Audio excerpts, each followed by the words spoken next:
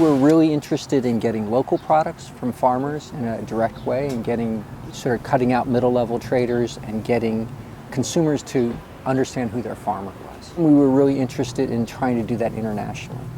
And we heard about something called fair trade, which was happening in Europe much more than the United States.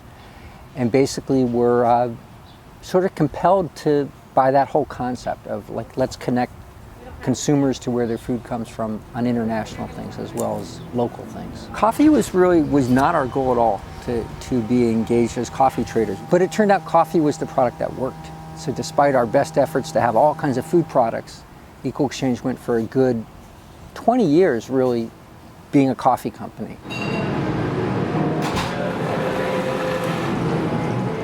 Coffee, you have a tradition of small producers in Central and South America that were already small and already organized to export their harvest once a year. So this was an attempt to explore fair trade as a concept, fair trade fruit as a concept in the US, and basically starting with bananas, which are the most commonly bought and sold produce item in the country, 52 weeks of the year. You're talking a lot of volume per week, and nobody's really importing one container. All that is a real challenge, which is why a lot of fruit is produced on a plantation model.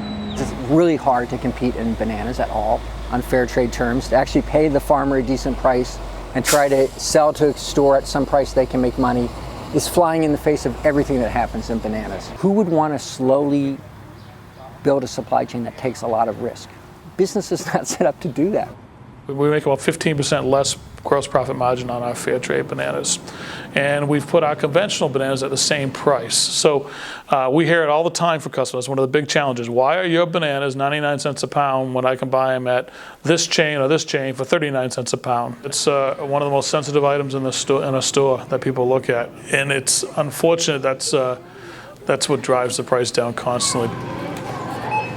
I think if people knew who was paying a price for that, like how that stuff was grown and what people had to go through, maybe they would choose to pay $1.50 if they know that sort of there's some social camaraderie about this, and that I don't want my compatriot in Ecuador to die of some horrible liver and skin and kidney disease because my bananas were 39 cents for my whole life. But nobody's giving anybody a choice in that matter. No matter how much you try to sell a banana, if a banana is green, you will hear from your consumer. Consumers won't buy it. They want a yellow banana. So the problem gets down to be with the volume of bananas coming into the U.S. that are fair trade. The bananas are going to come from port and they get into a ripening house and they have to be gassed in a large enough quantity so that they have ripe bananas that are breaking in color that can get shipped to all the stores. The problem with fair trade equal is not enough demand for it, so they try to do small little loads of it, and the ripener doesn't want to lose the product in his warehouse. We're not trying to be maybe an alternative to another multinational company with all the efficiencies that they can offer. We're saying, how can you fit us into your system as an alternative to raise awareness around really this larger system of bananas?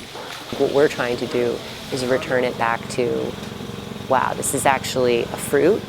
It's grown by people under some really weird conditions that have allowed it to be cheap and ubiquitous to people here and healthy, but terrifically unhealthy and very expensive to people in countries where we have no connection to them. Equal Exchange has not lost a penny since we've started doing bananas. We haven't made a penny, we haven't lost a penny, right?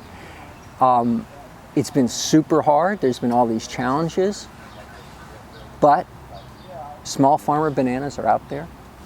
People get to have the chance to support it. Farmers in Peru and Ecuador know that there is someone in the U.S. who cares about these issues.